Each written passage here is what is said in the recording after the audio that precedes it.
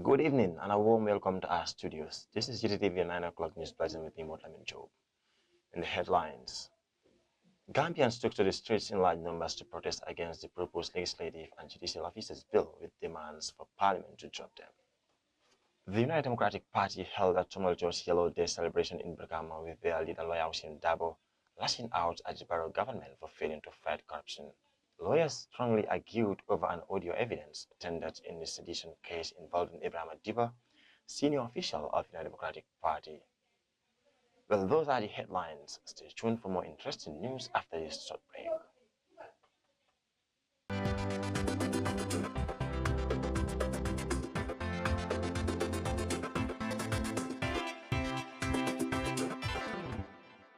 Welcome back. If you are just joining us, this is Gttv News with me once again.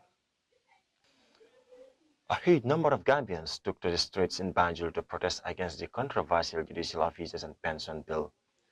The protest was sparked up after a proposed judicial officers remuneration and pension bill that seeks to make provisions for the enhancement of salaries and allowances and pensions entitlement of the judicial officers. Let's take a look.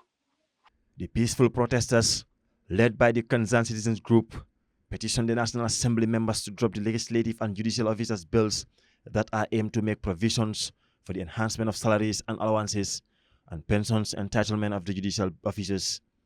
Before ending the peaceful assembly, protesters laid out key demands to both the government and Parliament. Lamin Mane, a senior executive member of the protesters, read out their demands in the petition to Parliament. The concerned citizens are making the following demands, which we want the members of Parliament to address in the soonest possible time. The demands read: first, withdraw the National Assembly members' salaries and pensions bill. We unequivocally demand that this bill be withdrawn from the Assembly, since it is aimed at serving the interests and enriching the members of Parliament over the other civil servants and the general public as a whole.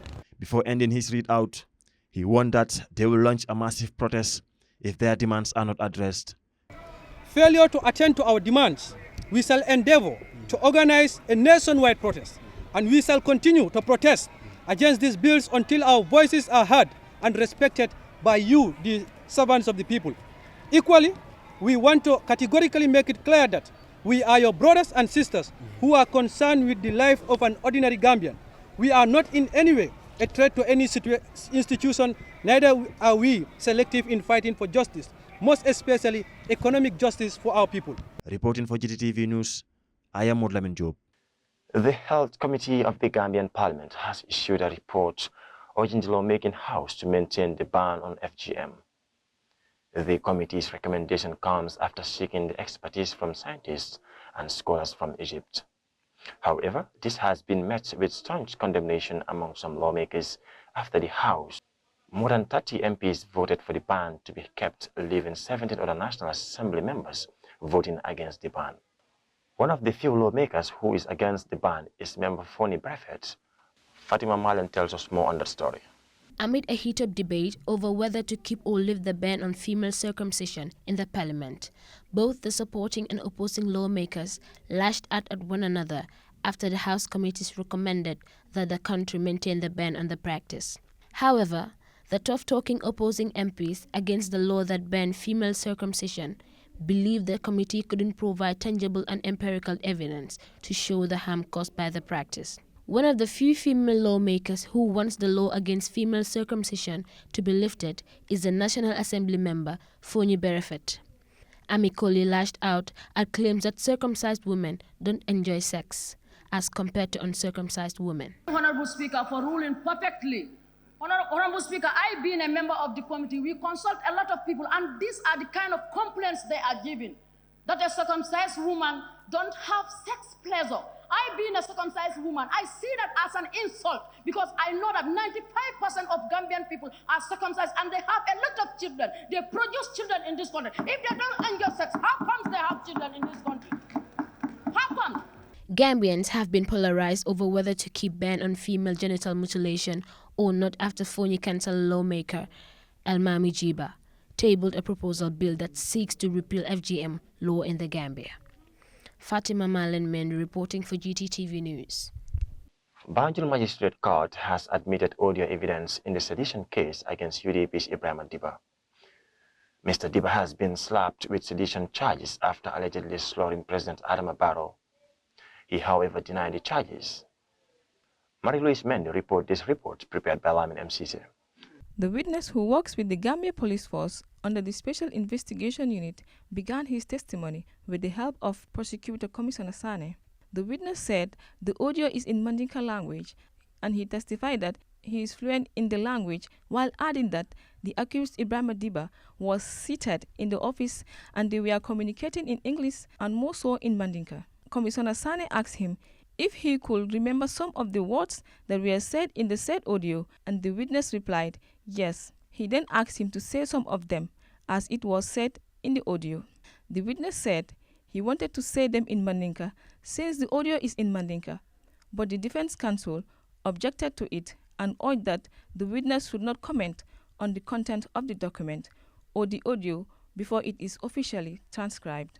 He added that such documents should be transcribed, certified by the translator, and then submitted into evidence, and that procedures should have been done before the appearance of the witness. The prosecution said they were not telling the witness to translate the audio, but to explain some of the words he heard from the audio. Magistrate Kurbali interjected that since they had the opportunity to listen to the audio, the witness can either give his evidence in both Mandinka and English. In his opinion, that won't have any effect on the case. Lawyer Buri S. Toure said they are objecting to the part of the witness's testimony because he is strictly speaking on the content of the document.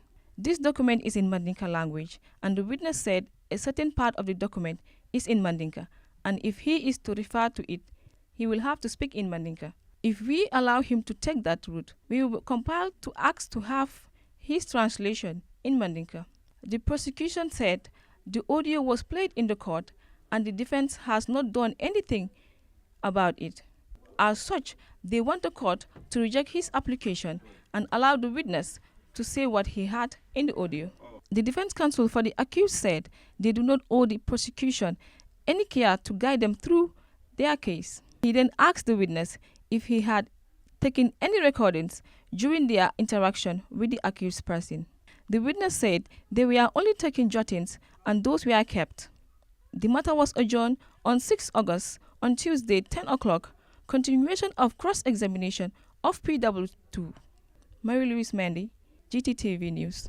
Members of the United Democratic Party celebrated the party's Yellow Day in Brikama in grand style. While addressing his party's staunch supporters, Lawyer Usainu Dabo lashed out President Adama Barrow's government for not interested in fighting corruption. Fatima Sisa tells us more. It was a joyous celebration for the members of the United Democratic Party who turned up in their numbers at Brikama to celebrate the party's Yellow Day. Formed in 1996, 3 years after the infamous coup led by Yahya Jammeh, who later ruled the country with an iron fist for 22 years. Before he was edged out of office in the 2016 presidential election. The main opposition party members, including their senior executive, all dressed in the party's yellow color. They sang and drummed while yearning for the party being in government in the upcoming 2026 presidential election. Speaking to the cheering supporters, Lawyer Usainu Dabo advised Gambians not to vote in a replica of Barrow government in power, but that they should vote for a government ready to fight corruption and take the country in its current quagmire. Meanwhile, he continued to warn President Barrow to stop any development on the controversial plot of land allocated to him, while adding he could lose it if another government comes in power. Lawyer Dabo and President Barrow have been at a loggerhead since they fell out in the 2019 after 2 years in government together. Fatmata Sise reporting for GTV News. Well, those are the news making in the local front. Let's now shift our attention to the international scene. After a short break.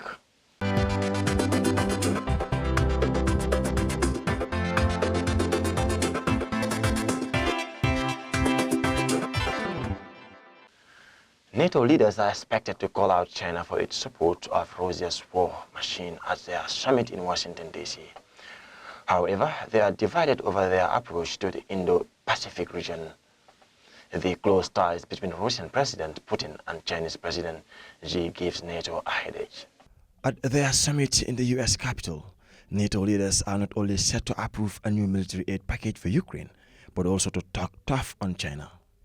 In an interview with U.S. media ahead of the summit, NATO Secretary General Jens Stoltenberg described China as the main enabler of Russia's war of aggression against Ukraine. Antony Blinken, the U.S. Secretary of State, told DW at a foreign ministers meeting in Paraguay in May that China's support was a huge difference maker right now on the battlefield. He added that for China to purport to seek better relations with countries in Europe while at the same time fueling the biggest threat to Europe's security does not add up.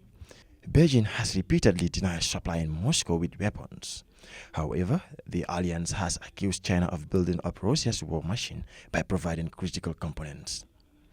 According to the U.S. assessment, China is the top supplier of machine tools, microelectronics, and nitroclose critical to making munitions and rocket propellers and other dual-use items that Moscow uses to ramp up its defense industrial base. NATO leaders celebrate the 75th anniversary of the alliance in Washington, D.C. China's behavior during the war in Ukraine is being viewed by NATO countries as proof that Europe cannot afford to ignore the challenge Beijing poses.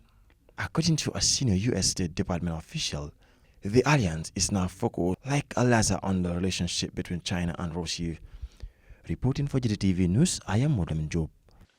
Well, that news from NATO brings us to the end of this news bulletin, but before we take a leave of you, here are the main top stories once again. Gambians took to the streets in large numbers to protest against the proposed legislative and judicial officers' bill with demands for Parliament to drop them. The United Democratic Party held a tumultuous Yellow Day celebration in Brikama with their leader, Lawyer Hussein Dabo, lashing out at the Barrow government for failing to fight corruption. Lawyers strongly argued over an audio evidence tendered in the Sedition Case involving Ibrahim Diba, senior official of the United Democratic Party. Well, that's all we got for you in our tonight's news bulletin. On behalf of the production team, I was your presenter, Modlamin Job. Until we come your way next week, keep watching Gambian Talents TV and the rest of our interesting programs. Bye-bye from me.